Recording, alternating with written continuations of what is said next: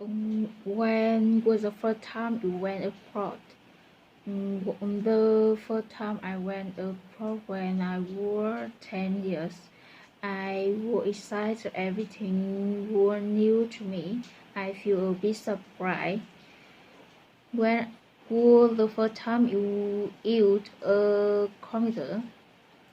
The first time I used a computer when I was in high school. I started using computer.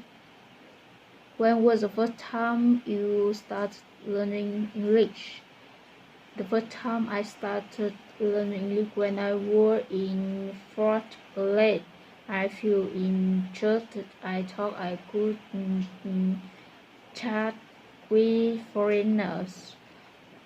When was the first time you learned to use chopsticks? First time I learned to use chopsticks when I was 8 years. It's difficult. When was the last time you ate out? I last time to eat out Israel. I went with younger brother to celebrate his birthday. When was the last time you spoke?